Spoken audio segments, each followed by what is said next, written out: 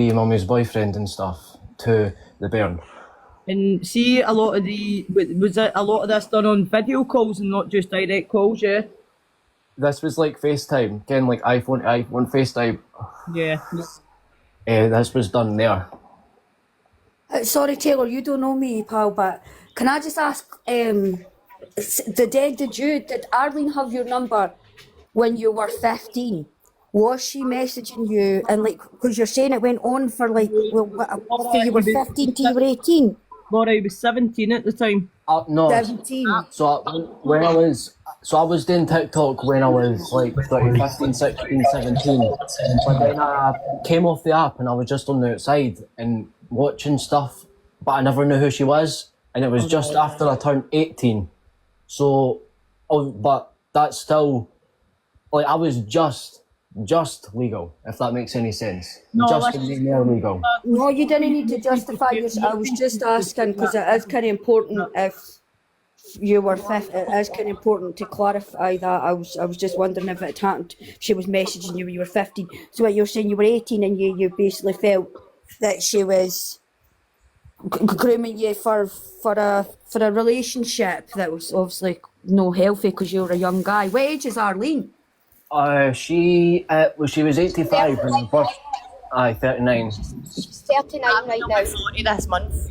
And all that went on in a period, a year or so, pal. You were entertaining her way on the iPad. For January, I met her in January, and then a big fallout happened in July, or end of June actually, because she was sitting on live. I was away on holiday at the time. I never had a signal. And it was patchy signal. So one day I managed to get a signal because I went out for a smoke and that at like 6 in the morning because I couldn't sleep. And I was just scrolling on TikTok and she was like, I've met this guy, this and that. Karen, you'll ken who I'm talking about, that big fucking bodybuilder cunt. With all the tattoos and that. By the way, we were told for the get-go that all this started happening when you were 17 and no 18. I know that's no any better because you're still a young, vulnerable adult. Or the same, like, whether you turn 18 the day before or the day after is irrelevant. Aye. But as far as we were led to believe, you were only 17. I have more questions. I have more questions. So this all went on there. She was basically, it's an unsavoury friendship, isn't it? She's well older than that. I don't know if we can use the word that's grooming. what I mean. Like, it doesn't matter if it was a day before or after. It was 18. It's still weird. Me personally, Laura, Taylor could maybe consider himself a wee bit vulnerable because he's alluded to anxiety and maybe looking for friends and things like that. So definitely no healthy. He's at what point did you get concerned, Karen? What happened when you were like, fuck this is unhealthy, because you're here now and you're saying, I think this was wrong, I think it was grooming. Listen, I'm only here for Taylor, I'm not here to out anything, I'm not interested in outing Arlene, I'm you not weren't a interested witness at to any all. of this or anything? I was, yes, absolutely I was. The only reason I'm in the box though, and this, I want to make this clear, is just for support for Taylor, that's it. It's no, I'm not here to out her. And I don't mean this in a bad way, right? But at the start of this live, you said that you were all in a friendship, you, Taylor, and also Arlene. Yeah. That's why I'm asking about timescales. So how long did that go on before you, Karen, were like, fuck you, Arlene, that's a young guy, he's a bit vulnerable. Me and Taylor feel it. Me and Taylor felt Was it a pattern of behaviour or was there a singular event? That's what I'm getting at. Was it like just, you just thought your time, that's a bit much? Or did you look back? It was a few things. I ended up meeting this lassie in July, and that's when like Arlene was sitting.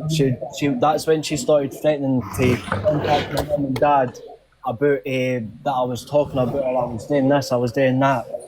None of that was true. What she didn't like was I met a lassie and I was happy. So she's got a bit jealous. Aye. Yes. And she was sitting saying she's going to grab her and fling her about by the head like an empty tracksuit and all that shit. That's what. A woman's got a. Can I just ask, I know, Taylor, like, what did you used to speak about? Because obviously she's old enough to be your mother. Like, what did you genuinely have in common? I didn't actually ken, to be honest. I was just looking for pals, to be honest. That's why I'm saying I'm not being cheeky when I say you could be described as possibly vulnerable, and he's saying I was looking for pals. Laura, he absolutely is vulnerable. There's no doubt about that. He's 100% vulnerable. So it's a bit unsavoury. That's what I'm saying. How long were you talking to her in plain sight in front of loads of people on live streams and everything? Who else picked up on it? Did anybody say to you, look, that's a bit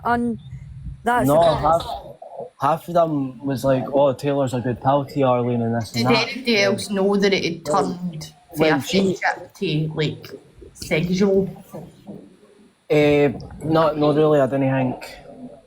I didn't know that until Taylor just said it the new there. I knew that the marriage thing and stuff like that was said, but I never knew anything was kind of sexual at all. inappropriate. That's the word I'm looking for. Inappropriate. Sorry. And see when you say that she was going to, sorry Laura, see when you say that she was going to obviously phone her dad and things, did she have any like proof on photos or did you send any photos together? Not. Nothing like that? I never sent anything to her. Did she send anything to you? I don't care why the fuck she sent photos like, because I couldn't see them anyway, but aye. So she sent you photos? On Snapchat. Listen, Taylor, I've seen that, right? When